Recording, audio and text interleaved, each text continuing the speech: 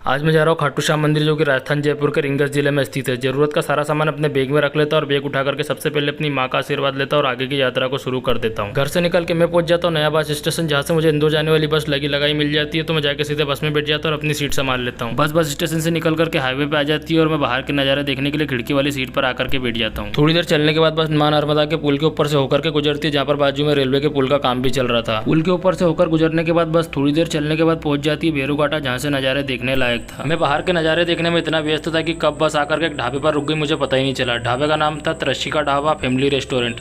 यहाँ पर मुझे कुछ खाने पीने की चीज़ अच्छी नहीं लगी, इसलिए मैं चिप्स लेके खाने लग गया और फिर अपनी बस में जाके बैठ जाता और आगे का सफर शुरू कर देता हूँ। भेरूघाटे से थोड़ी देर सफर करने के बाद बस इंदौर के तेजाजी नगर पहुंच जाती है। तेजाजी नगर से थोड़ी दूर सफर करने के बाद बस इंदौर के bus station Sarwate bus station पर आकर के रुक जाती है और वहीं से फिर मैं रेलवे स्टेशन के लिए निकल पड़ता हूँ। बस स्टेशन से थोड़ी दूर पैदल यात्रा करके मैं पहुंच जाता हूँ रेलवे स्टेशन, जहाँ पर मुझे एक डॉग भी दिखाई देता है, जो कि अपने खंडवा जाने वाली ट्रेन के इंतजार में इधर से उधर भटक रहा होता है। थोड़ी देर तक स्टेशन पर इधर से उधर घूमने के बाद मुझे खाली सीट मिल जाती है, जिस पर बैठकर मैं ट्रेन के आने का इंतजार करने लग जाता हूँ। कुर्सी पर बैठे बैठे मुझे याद आता कि मेरी ट्रेन सुबह 6 बजे की और प्लेटफॉर्म नंबर 6 पर आएगी। तो मैं निकल पड़ता हूँ प्लेटफॉर्म नंबर 6 के लिए, जहाँ का ब्लॉग मेरा भाई शूट करता है। रात को 2 बजे मैं और मेरा दोस्त प्लेटफॉर्म नंबर 6 पर आकर के बैठ जाते हो। मेरा दोस्त सो जाता है और मैं देखता हूँ कि धड़कती हुई ट्रेन की लाश मेरे सामने से गुजरती, जिसमें एक भी ड्राइवर दिखाई नहीं दे रहा था। फिर मेरी आंख लग जाती है और मैं गहरी नींद में सो जाता हूँ। और जब सुबह मेरी आंख खुलती है तो मैं देखता हूँ कि प्लेटफॉर्म नंबर 6 पर जयपुर जाने वाली ट्रेन आकर खड़ी है। और फिर मैं ट्रेन में चढ़ जाता हूँ और अपनी सीट ढूंढने लग जाता हूँ। ट्रेन में चढ़ के इधर उधर देखते हुए सीट का नंबर मिलाते हुए आगे बढ़ जाता हूँ और थोड़ी देर में मुझे मेरी सीट मिल जाती है। मेरी सीट ऊपर की थी, मेरे भाई की सीट नीचे की थी। सीट मिलते ही मैं अपना बैग अपनी सीट पर रख देता और बाहर के नज़ारे देखने के लिए ट्रेन के गेट पर आके खड़ा हो जाता है और ट्रेन भी स्टेशन से निकल पड़ती है। मैं ट्रेन के गेट पर खड़ा होकर बाहर के नज़ारे देखने में इतना व्यस्त हो जाता हूँ कि कब सुबह से दोपहर हो जाती है मुझे पता ही नहीं चलता। फिर मैं अपनी सीट पर जाकर बैठ जाता और खाना ऑर्डर कर देता हूँ। थोड़ी देर में मेरा खाना आ जाता। खाने में दाल चावल, 2 प्रकार की सब्जी और एक अचार की पाउच और 3 रोटी मिलती है। सब्जी 2 प्रकार की अलग अलग सब्जी है, जिसमें एक आलू की सब्जी और दूसरी पनीर की सब्जी है। अगर मैं बात करूँ खाने के टेस्ट की, तो खाना ठीक ठाक है। और अगर आप खंडवा से सफर कर रहे हो राजस्थान जयपुर के लिए, तो आपको खाना घर से लेकर ही निकलना चाहिए, क्योंकि ट्रेन में एक थाली खाने की कीमत 150 रुपये और खाना भी पर्याप्त नहीं है। वहीं मैंने इंदौर में 110 रुपये प्लेट में भरपेट खाना खाया था और भोजनालय का खाना ट्रेन के खाने से कई गुना ज्यादा अच्छा था। वहीं दूसरी तरफ नीचे वाली सीट पर मेरा एक एजेंट बैठा हुआ था, जो कि मुझे इंदौर में मिला था और ये सारी खबर वो एसपी प्रद्युमन को व्हाट्सएप के थ्रू पहुंचाने में लगा हुआ था। काफी देर का लंबा सफर तय करके ट्रेन जयपुर पहुंच जाती है। मैं जयपुर स्टेशन पर उतर के स्टेशन से बाहर आ जाता और फिर टिकट काउंटर की तरफ बढ़ने लगता हूँ। जयपुर स्टेशन पर भीड़ काफी ज्यादा थी और जब मैं टिकट काउंटर पर टिकट कटवाने के लिए पहुंचा तो वहाँ पर जाकर के मैंने देखा कि यहाँ पर भी लंबी लंबी लाइन में लोग लगे हुए थे टिकट बनवाने के लिए। जयपुर से रिंगस जाने वाली ट्रेन का समय शाम को 6 बजे का था और अभी 5:45 हो रहे थे, इसलिए मैं अपने मोबाइल से ही अर्जेंट टिकट बुक कर लेता हूँ जनरल का और अपने दोस्तों के साथ जाकर ट्रेन में बैठ जाता हूँ। ट्रेन में एक भी सीट अवेलेबल नहीं रहती और काफी ज्यादा भीड़ रहती है, इसलिए जयपुर से रिंगस तक का सफर हमको खड़े होकर ही तय करना पड़ता है। इस ट्रेन का किराया जयपुर से रिंगस तक का 40 रुपये पर पर्सन है और थोड़ी देर में ट्रेन भी स्टेशन से चल पड़ती है।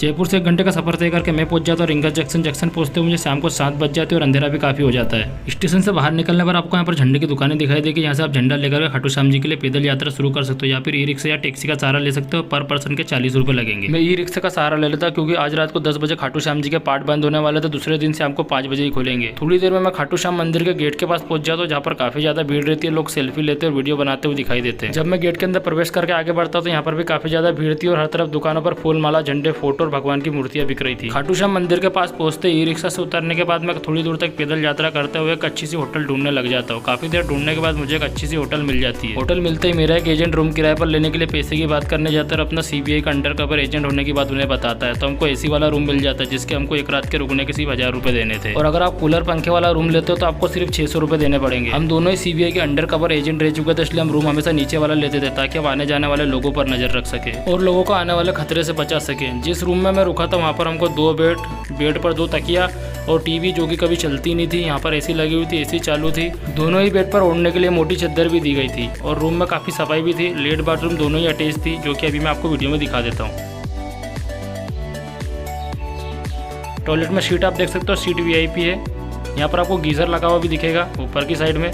ठंडा पानी आप लेना चाहो तो ठंडा पानी से नहा सकते हो, आप चाहो तो गर्म से भी यहाँ पर नहा सकते हो। गीजर प्रॉपर वर्क कर रहा था। रूम के बाहर आपको पीने के लिए ठंडा पानी के 2 नल भी देखने को मिल जाएंगे। रूम से नहा धोकर फ्रेश हो जाता और फिर निकल जाता हूँ खाटू श्याम के दर्शन करने के लिए। थोड़ी दूर पैदल चलने के बाद एक गेट देखने को मिलता है। गेट पर लिखा था प्राचीन मंदिर श्री सीताराम जी द्वारा। जैसे मैं गेट के अंदर प्रवेश करता हूँ मुझे काफी सारी मिठाइयों की दुकान दिखाई देती है, जहाँ पर अलग अलग प्रकार की मिठाइयाँ बिकती है और इन्हीं मिठाइयों का प्रसाद खाटू श्याम जी को भोग के रूप में लगाया जाता है। चलते चलते मैं मंदिर के पास आ जाता और लाइन में लग जाता हूँ गुलाब का फूल लेके बाबा श्याम के दर्शन करने के लिए। अब कुछ ही देर बाद बाबा श्याम के पट मंगल हो जाएंगे।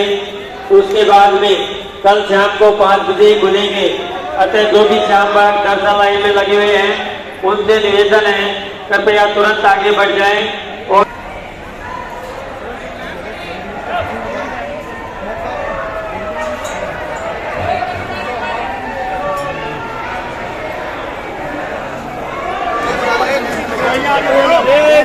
आगे बढ़ते रहो, एक नंबर में आगे बढ़ो सबको। बाबा श्याम के दर्शन करने के बाद मैं निकल जाता हूँ प्राचीन श्याम कुंड के दर्शन करने के लिए, जो कि आप जब दर्शन करके बाहर आओगे तो आपको एक बोर्ड लगा दिखाई देगा, उस पर तीर का निशान बना होगा। उस रास्ते की तरफ आप आगे बढ़ोगे तो प्राचीन श्याम कुंड के मंदिर के पास आप पहुंच जाओगे। थोड़ी देर पैदल यात्रा करके मैं पहुंच जाता हूँ प्राचीन श्याम कुंड मंदिर के पास। मंदिर के अंदर प्रवेश करते ही मैं दर्शन करता हूँ चित्तहरणी गायत्री माता के। उसके बाद में थोड़ी सी आगे बढ़ के यहाँ पर एक और मंदिर बना हुआ है श्री हनुमान जी का, वहाँ पर जाकर के मैं दर्शन करता हूँ श्री हनुमान जी के। वीडियो में आपको पास से दिखा देता हूँ।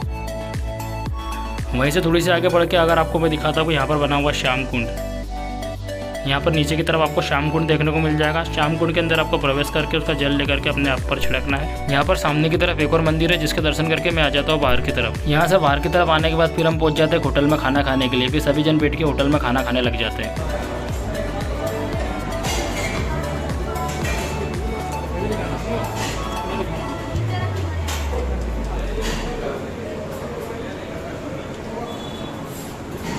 भाई 1 करोड़ रुपये कमाया। होटल से खाना खाने के बाद वापस अपने रूम पर आ जाता हूँ सोने के लिए।